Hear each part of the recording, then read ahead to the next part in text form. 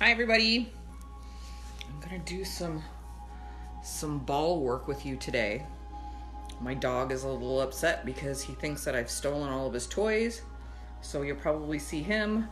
Well, actually he's right there. He's like, why you got all my balls, Mom? So I brought out a couple of different balls that we can play with today.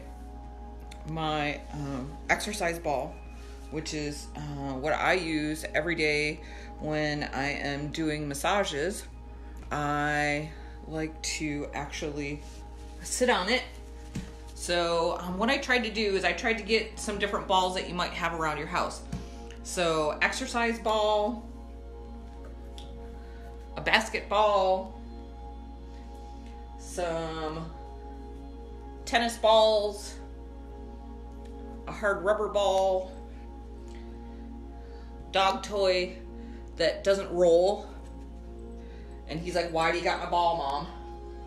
And a tennis ball. Which ball do you want? See, none of them are yours.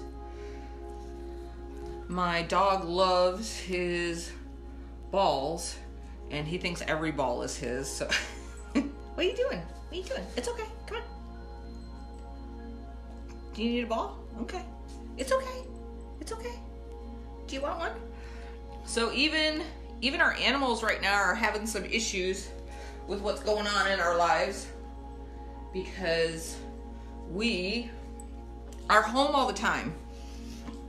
So just a quick PSA on that. Did you get a ball? Where's your ball? You got a tennis ball. Okay. Do you want me to throw it?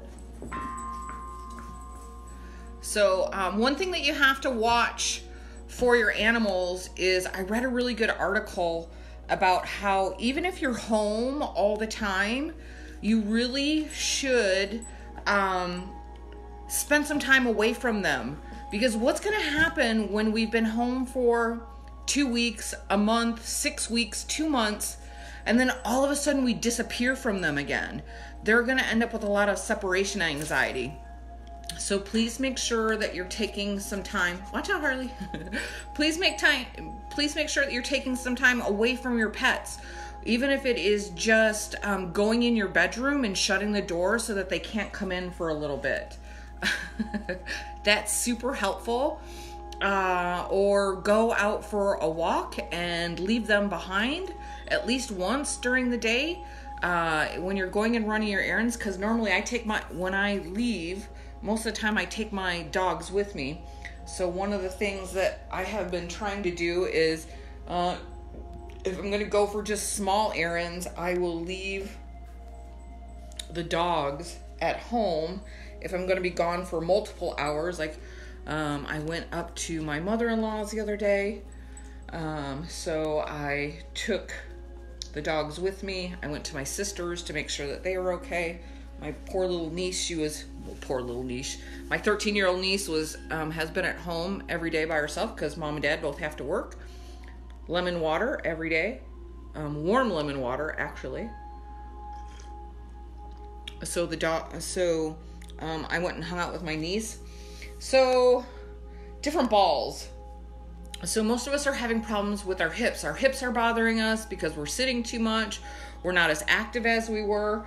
So one of the best things that I like to do to really help to open up the hips is to use the big exercise ball that's behind me, and then we'll just do some different stuff with it. So the exercise ball, whether you just sit on it, and now mine I actually have deflated a little bit because I use it as a seat on a daily basis. Normally it's going to be a little bit higher than this, okay?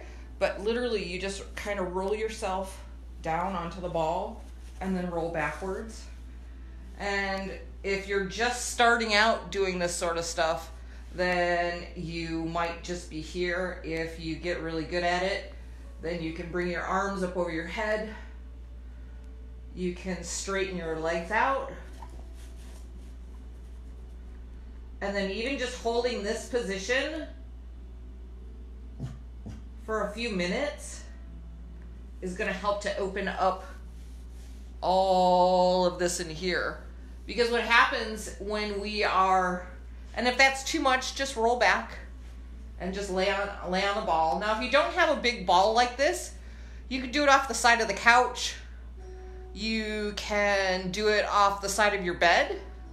So just like lay on your bed and then bring your arms up over the edge of the bed and just let it kind of open up. If you can stay here for at least 2 minutes, that's really helpful. But what that does is it opens up your hip flexors, because when we're sitting all day long, all of this in here gets all stuck together. So just holding it or rolling back as much as you can. Taking some nice big deep breaths while you do that. Because you'll find that when you take the nice long slow deep breaths, that you actually on the exhale you'll feel everything elongate and release just a little bit more. So this is a great way. Now the exercise ball itself, if you don't own one and you want to get one, make sure that when you're getting one, and then there's lots of other things that you can do with the exercise ball. Today it was more about it's more about hips than anything. So opening up the hips, this is really good. You can also lean over it sideways and open up this way.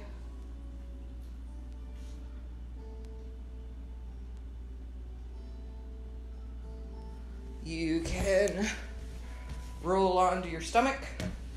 And then, like I said, most of you will have, the ball will be a little bit more firm than this, but you can do like a Superman pose, which is going to help to strengthen your low back. You can even do planking with the ball.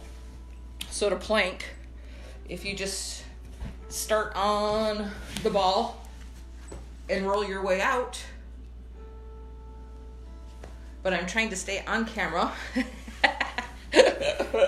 So you get the idea though. You can do that. I used to, when I was teaching massage, I would get one of the big exercise balls, and it's really good to put your feet on, and then you can plank, because then that it's an advanced core stabilization exercise, and then you can actually even do push-ups that way also. My students were shocked at how many push-ups Miss Jenn could do on the exercise ball.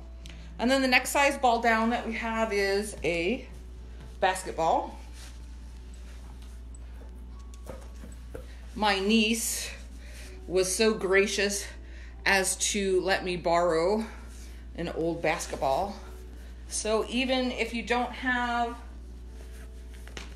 an exercise ball, you can do the same thing on a smaller scale with the basketball. And then you can start at different spots or open up your back a little bit. Bring your arms back over your head.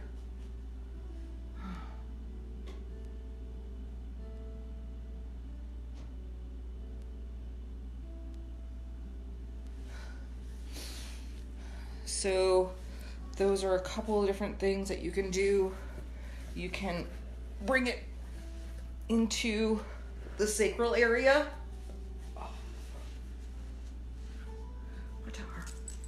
Good boy. So you can put it in the sacral area, and then same thing that we were doing with the big exercise ball, where you're opening up the pelvic girdle, your hip flexors, and then just sitting here for a few minutes with the ball underneath your sacrum. And then if this is too intense for you, we can go to a smaller ball with even just little tennis balls. So tennis balls are great because you can maneuver them in lots of different positions. Harley's like, what are you doing with that ball? Huh? What's mommy doing with the ball? Huh? Are you sure? Are you gonna let mommy use your ball? Huh? Say, I don't know what I know, mommy's talking to you. Can you sit? Can you be a good boy and sit? Sit. Sit. Sit. Good boy. That's a super good boy. Yeah, you good boy. So the tennis balls, come over here. Come over here. Sit. Sit. Good boy. Here's your ball. Here's your ball. So the tennis balls, you can put these almost anywhere. So if you wanted to run them up either side of your spine, if you have two of them, you can use two of them together. So one on either side of the spine. I know, Harley. Can you lay down? Lay down. Lay down. Lay down. Lay down. All the way. Good boy. Good boy. So you can take the tennis balls and then you can roll them along either side of your spine. If, you know, the spine just feels like it is a little tight, you can put them along where your sacroiliac joint is. So the sacroiliac joint is where the hip bones and the sacrum, so your tailbone, come together, and that's where all of the action happens for your pelvis. And a lot of times when we have low back pain, that's actually where we're feeling it. So if you were to take these, watch out, if you were to take those and then put them right here and then lay back on them. So if we were to do this, put them on my back and then just lean down on them. Oh. So what you're doing essentially is you are doing acupressure on yourself. And then you have the ability, if you want to adjust the tennis balls wherever you think that they might need. So I can put them, so if you have sciatica issues, so you put it more in the center of your gluteal muscle and then lay on them. Oh. If you have a sore hip, you can just do some rolling on your hip. This will help to bring more blood into the area. Okay, Harley, you gotta lay down. Come here, lay down. Lay down. Lay down. All the way. All the way. Good boy. That's a good boy. Here, you want your ball? See, this is his crack ball. You want it? He's like, no, Mom, you've got way too many other balls right now. So you can use them all over the place. You can get this, you can do a whole family train. If you have a 3 or 4 pack of tennis balls, you can get the whole family involved in that practice. Okay. So we've used the big exercise ball. We've done at least one thing with a basketball. Now the basketball, you can do the same thing. You can take it all the way down your spine a little bit at a time. You can use the tennis balls simultaneously to do some self-massage. Now I've had some friends that have been talking about sinus issues. Believe it or not, these can even help with that. In a couple of different ways that you can work with a tennis ball. You can do some rolling in your chest, which is going to help to break up any congestion that you might have in your chest. That actually feels really good on my shoulder right now. So you can roll it. So you're going to want, so if you're working on lymphatic stuff, you always want to start in the armpits first. So if you have 2 tennis balls, if you take the tennis ball and put it in your armpit, put them both in your armpits, and then you do small little circles with your arms and shoulders. That pressure with every rotation that you're making is actually compressing the armpit. So that's helping to get things stimulated in the lymphatic system. Once you have the lymph moving in the armpits, because what happens is the chest drains into the armpits, the neck drains into the chest, the head drains into the neck, and then it just continually goes down. So if your armpits are clogged up, so if you've got really hard armpits, then that's a good sign of congestion. So if you've got a lot of sinus issues going on, check your armpits and see if there's anything that's super hard, okay? Also, you want to check, especially for women, right where the bra strap would sit, right here. So just by doing some small motions, either with a ball or with your hand in that area, is going to help that. I can even use the tennis ball in my armpit with my other hand. I can do some more work in my chest. I can already feel my sinuses starting to drain a little bit. And this is what happens when you stimulate the lymphatic system, is everything starts to move. All right. So these are a couple of little tricks that you can do with a tennis ball. So this actually helps a lot if you've got if you've got pain in between your shoulder blades and back. Most of the time it's because we're medially rotated. So by working on the chest, either with laying over the exercise ball or laying over the basketball, and then opening up your arms, it's going to open up your whole chest area. You can work with the tennis balls in your armpits and down the side a little bit.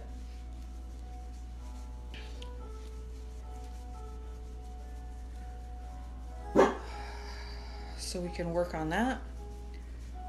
And like I said, it actually feels pretty darn good. And if you don't have a tennis ball, do you have a lacrosse ball? Do you have a nice little rubber ball?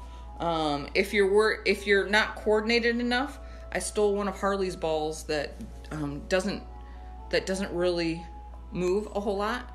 So you put it down and it stays because it's not round. It's got like little sides on it. So then you can use that ball and put it in a specific spot.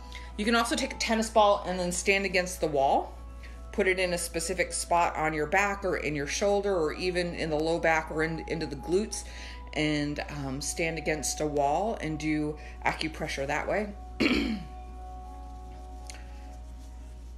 But then this will help to open up and break up all that congestion in your chest. It'll bring more blood into the area. Make sure that you get in between the breasts also. And the reason that you want to really work in this area is you've got two major lymph ducts. Okay, so you've got one in your right armpit. The right lymphatic duct takes care of the right arm, the right side of the chest, and then about 90% of the head. The thoracic duct takes care of both legs, your abdomen, the left side of the chest, the left arm, all goes down into here. So you want to stimulate both of them. So by doing some small rotations with the tennis ball or with a rubber ball, you can, or even the dog ball. Harley's like, what? I heard you. So even if you were to use any of those balls, it's going to help to stimulate the lymphatic system. And it actually feels pretty darn good too.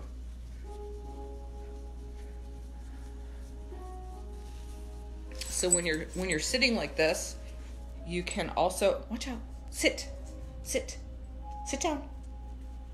Good boy. You can put one underneath your hip. Oh, I wish you could see that. Okay, there's a ball right there. And then I can roll around on the ball.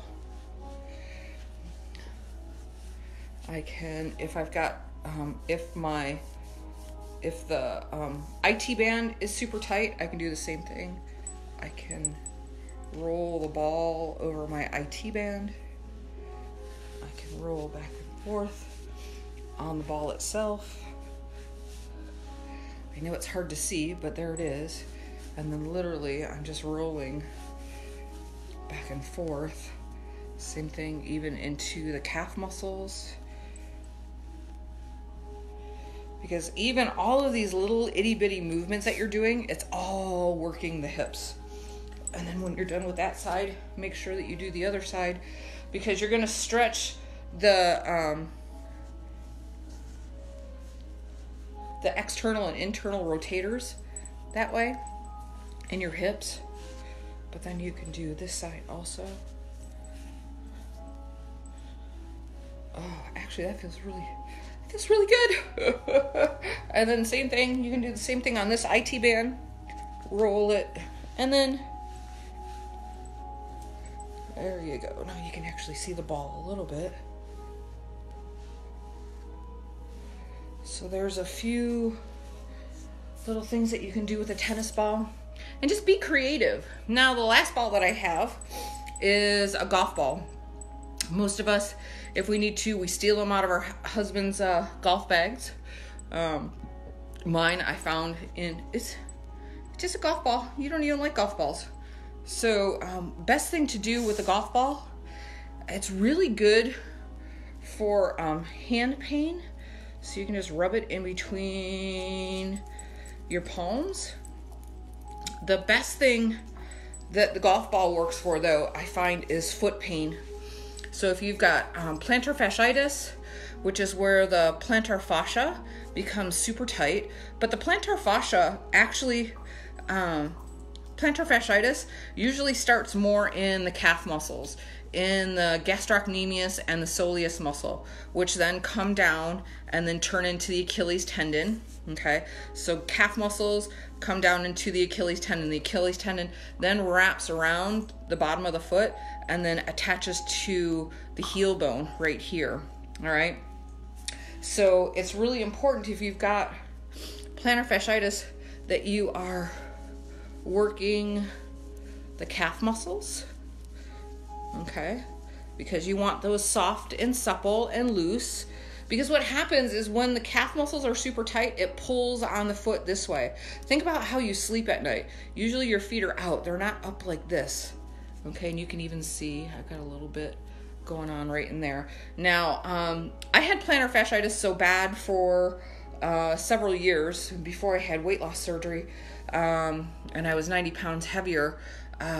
So by losing the 90 pounds, my plantar fasciitis actually went away, because I was to the point where they were wanting to do surgery. Like, he was literally like, let's just schedule your surgery because I can only do one more set of injections in my feet, because my doctor could only do 3. And then after 3 sets of injections, it was time for surgery.